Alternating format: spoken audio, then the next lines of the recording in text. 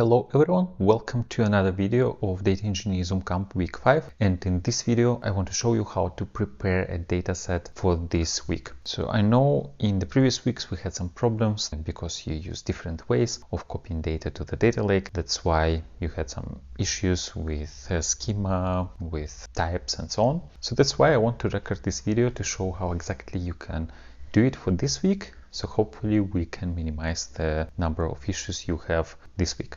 This video is optional, you do not have to watch it. If you want, you can just go on GitHub and execute the script that we will be writing in this video. You can just execute it and have the data. But if you want to see how I create this script, feel free to stay and see how I do this. So I am on a virtual machine in Google Cloud in this directory, so already in the code directory. So what I want to do now, I want to get some data from New York taxi dataset. So for years 2020 and 21, and I want to download yellow and green data. And the reason I want to take these specific datasets, yellow and green, is because in the previous week 4 about analytics engineering, we used these datasets also for computing some things, and I want to do something similar to that. So we have these two. Let me copy the links.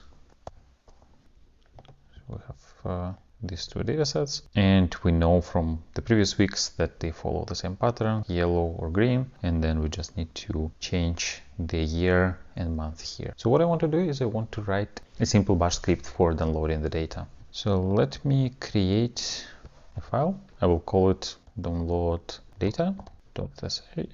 So it is a bash script. In this bash script, we will have a couple of parameters. So the first parameter we will have is taxi type. So for example, yellow, and then year, for example, we'll do it first for year 2020. So these are two parameters, and I want now to do a for loop for each month, for months from 1st till 12, and execute wget for downloading this file. So in bash, for loop looks like that. So for month let me quickly Google to see how we do this. I always forget how to do for loops in bash. For loop bash range, so I need to do range. And well, this is a question, but I'll try to copy it from the question, I think, because I think this is the right syntax, except I want to have it from 1 till 12. So let me change it to 2 spaces, and I'll just echo month. So let me execute that. I will do now change mode, make it executable for download data, and then we'll execute it. Something is wrong, probably I need to remove these spaces. Okay, now it's better. So this is how we iterate over different months in bash. But if we take a look here at the URL, let me copy it, we see that we actually have, instead of 1, like we have in the output, it's 1, 2, 3, we have 0, 1. So we need to somehow format this, add a 0 at the beginning. The way I would format it in Python, I would use something like 0 to D. 0 means that I want to add a leading 0. Then 2, I want to have 2 numbers in total. So let's say if I have 1, I want to have 0, 1, and then it's 2 numbers. And D means it's a digit. So treat it as a digit.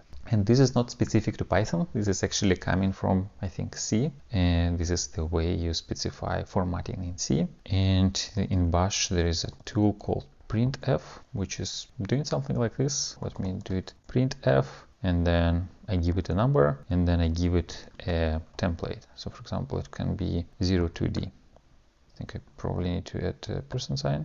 Or maybe it's first template. Yeah, so first it should be template and then the number. And then it outputs 1. And then if I do 2, it outputs 0, 2. And if I do 10, it outputs just 10. So I will create another variable which I will call now f month, which is short for formatted month. And I will put this in this, how do you call these codes? And let me copy it from here. And yeah, now I will put month here, and then let me echo f month instead of month. So I will do now again download data, and we see we have these things. So yeah, our URL, let me actually create another variable, URL prefix, very similar to what we did with Airflow. So I just want to get this prefix here, and then yeah, URL will be, so first we have a URL prefix, and then we have slash, then we have type, taxi type, it's yellow, right? Then underscore, then we have trip data, let me copy it, then we have trip data, then we have year, right? Year, and then we have this f month, right? So this is the URL, and let me see that it works well.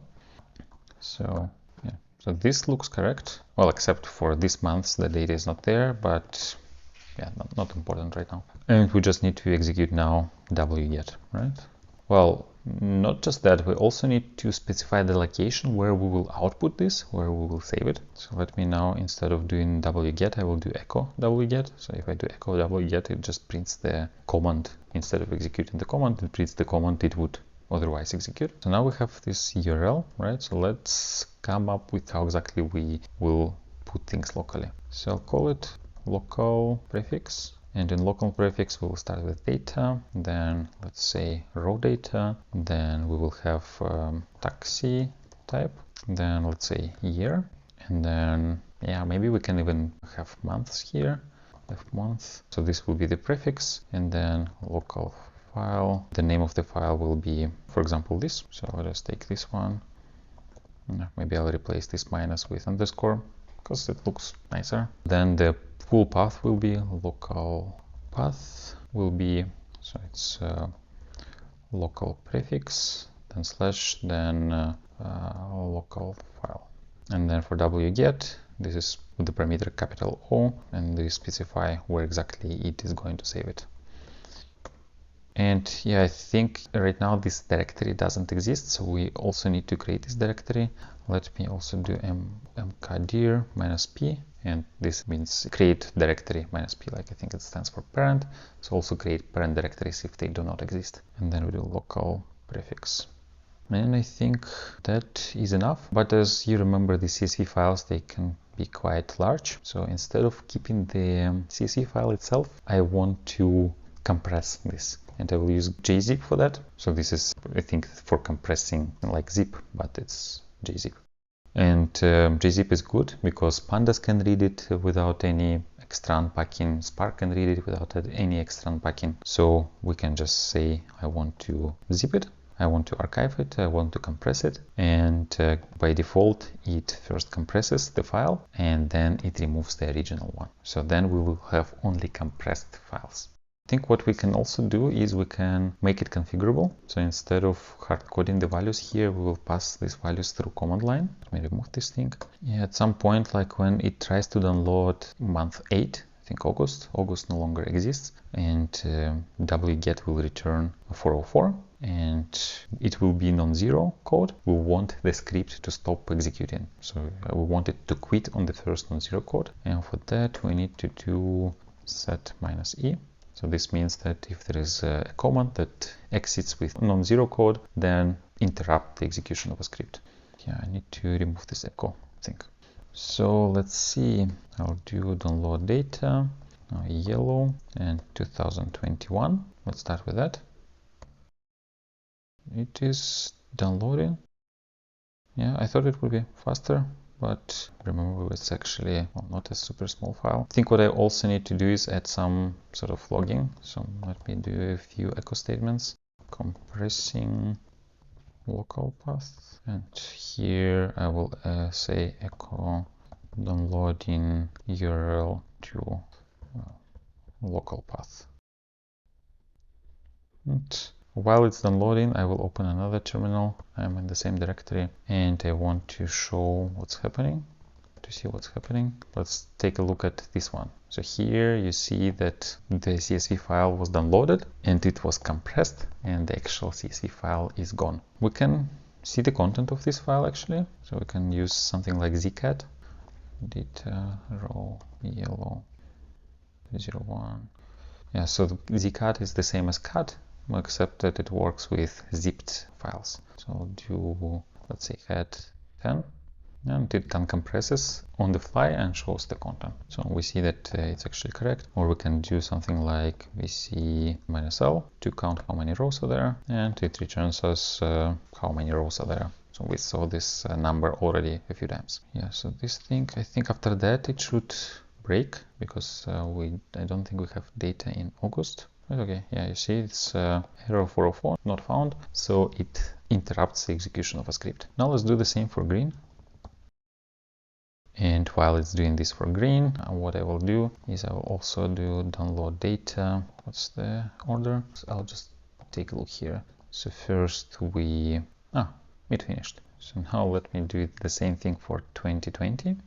So I'll copy it and execute here, and then I will execute this also for yellow. Now data for 2020 is a bit unbalanced. So in January we have a lot of data, in February less data, and then because of COVID there are very few trips, and then by the end of the year it kind of recovered, but it's very unbalanced. Now, let's download it anyways, and you see it says that it's compressing now. And this should download all 12 months. Yeah, you see, so at the end we have this 12 months. Let me take a look at how this data looks like. I will use 3 command. 3 data. I don't have it, so let me install it. So apt get install 3. So if you're doing this on Windows, probably this 3 command does not exist, and you will need to find a way to install it separately. Okay, this is how it looks like. It shows the tree structure. We have this data row green, and then this is our data for green 2020. So for each month we have a folder, and then inside this month we have a compressed CSV. And I'm wondering why we have this thing here, so why it's not removed. Yeah, let me quickly take a look at that. So go data row, let's say yellow 2021 08, and we have this yellow taxi data. Yeah, it's not here, so we actually need to remove it. And then it's -r. I don't know why it tries to create an empty file when it's 404. I guess this is how wget works. Let me also do the same for green. Green, I need to first go here, then green 2021, and then do rm r08. Okay, need to go a few levels up. It's still downloading it.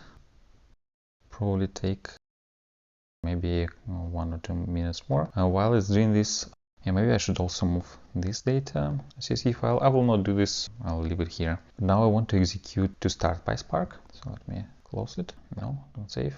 So I want to start PySpark. For starting PySpark, I need to remember to execute these things. Export Python path. And now I need to do Jupyter Notebook. Let me make sure I'm forwarding the ports. Yes, both the ports are being forwarded. And I will open now localhost. Okay, we have it. And let's create a notebook. I don't know how will I call it. So what I want to do now is I want to read these CSV files, and I want to define a schema for them, and then I want to save them as Parquet with the same schema. So these files have the same schema, so later when we read it and we do some computations, there are no surprises because we define the schema right here. So I'll call it something like 05 taxi schema maybe, and then yeah, let me copy this thing from here, like this import PySpark, and I will also import this thing, copy this thing, and then from here I probably need to, yeah, let me read it. So did it finish? Yeah, it finished, great. So let me read, for example, data from green taxis for January. And here we don't need to specify a path to the file. We can just say the folder, or even more than that, we can say star, and this will read all the data for the entire year. Let me start with just this one. Okay, maybe I'll call it green. And now let me do show. And as you remember, I think if I do print schema, now it doesn't have any schema, so it knows the names, but everything is string. And the way we did it last time, we used pandas to read CSV file, and then we used the information from a pandas data frame to come up with a schema. So I'll do data frame green PD to say that it's a pandas data frame. Probably need to import pandas first. spd. So then read CSV, then it's data row green 01 year 01 and then the name. And then let's read only 1000 rows. And yeah, because pandas can figure out that this is a JZip CSV file, it just unpacks on the fly. And here we have some types. See, so pandas figured out the types for these things. So now we can do Spark create data frame.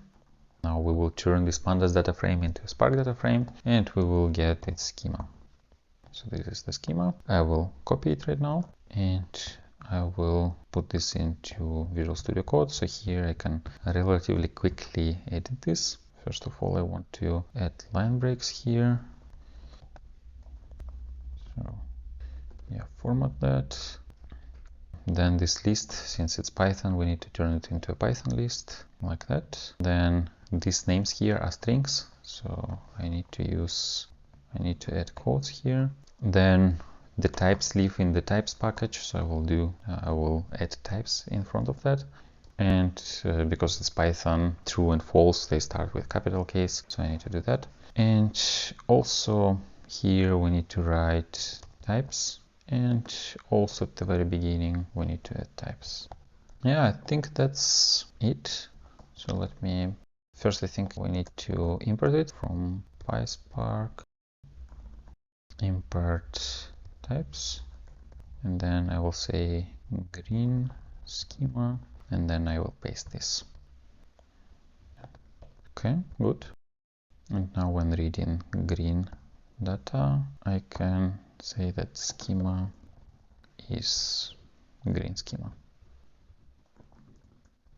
And let me remove that. Now when I print schema, I see the schema. Actually, the schema is not great, so let me edit this a little bit. First of all, this should be timestamp. Remember if it's date type or timestamp. Let's go with timestamp. Then these three long type, I think it should be integer. It's 4 bytes instead of 8, and all these IDs, they are not super large numbers. And then passenger count is not a very large number. So for this, I'll leave them as double type.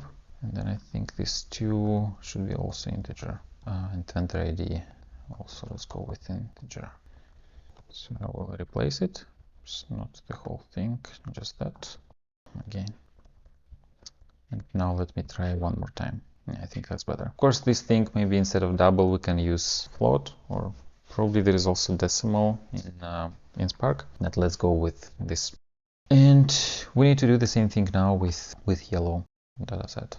So I'll do yellow, and it will be yellow, and then yellow here.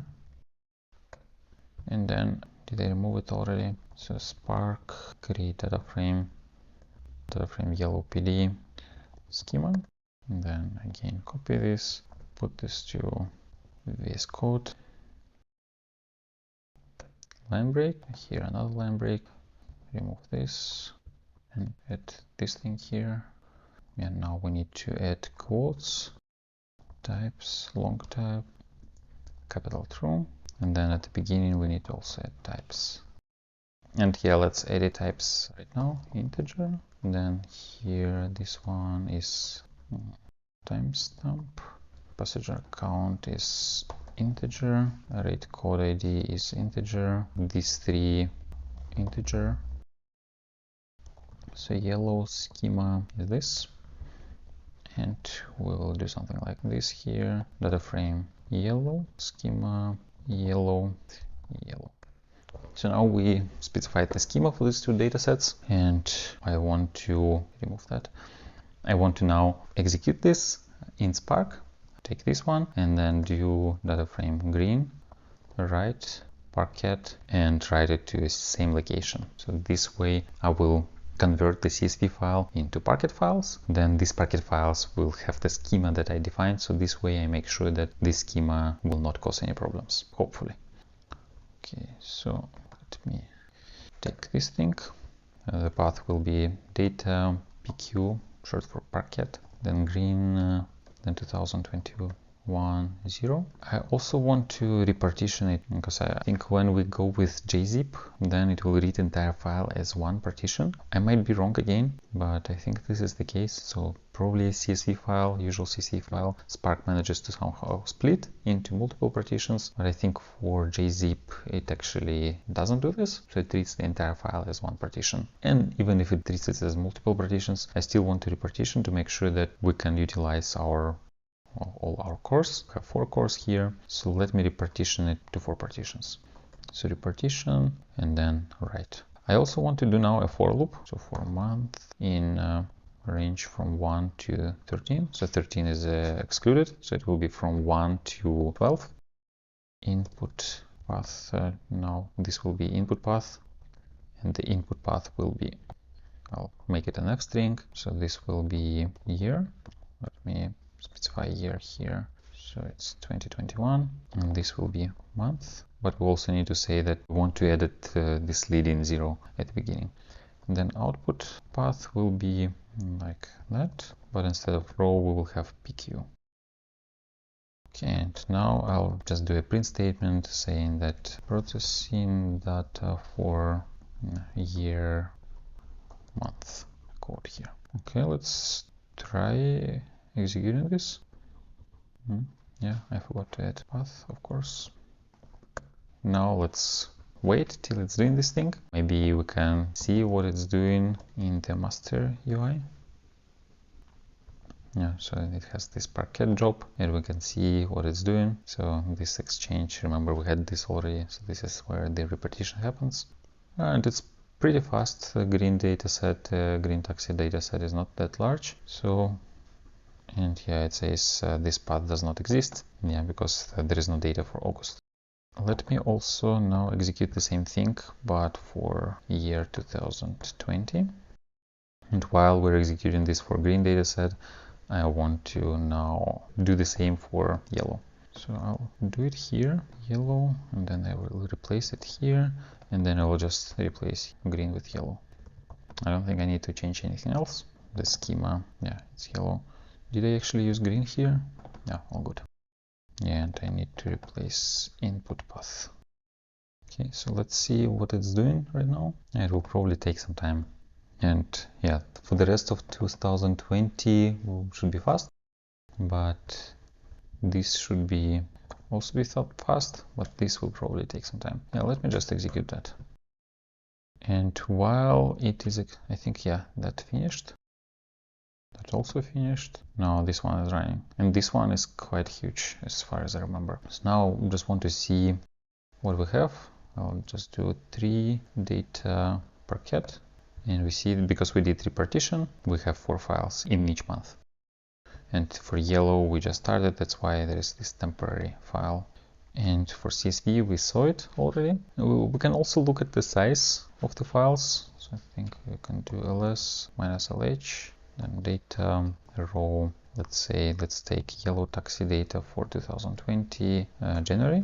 This is compressed, it's 111 megabytes. And for parquet, yeah, it is still processing. Maybe let's take, no, we will take green. Data parquet green. So green is relatively small, and then the row is, yeah, you see parquet is even, the size is bigger than this compressed CSV. I'm wondering why. Well, I guess that's just quite good at compressing it. Let's see if there is, it's still executing. Well, but at least the benefit of using parquet here is that we get schema built in, and we shouldn't have any strange surprises later when we try to combine these files from different years, because we made sure that all of them follow the same schema. It's taking a while, I guess because of repartitioning. So let's see, I was actually right. So right now it's only one task is running, so only one executor is working right now, and then it is splitting one file into 4, and then these 4 files will be written to disk. So you can see, yeah, so this is at this stage, one executor is going through this CSV file. It created 4 different temporary files and writes the results there to these temporary files. And then on the next stage, these temporary files will be dumped to our disk. Yeah, it will probably take some time because this is quite a large file. So Yeah, I'm wondering if I wanted to do something else while it's doing this. Probably no. That's all I wanted to show you in this video. So I just wanted to show you how you can create files in such a way that you have no surprises. And this way, because we here specify the schema, it should be pretty safe. So let me clean this file a little bit, and then I will publish this file, and you can just execute this as well. Okay. Yeah, I think that's all I wanted to show you in this video. And in the next video, we will actually do the thing we planned to do, which is Spark SQL. And I will take query that Victoria used in week 4, and we will execute these queries on Spark. So, see you soon.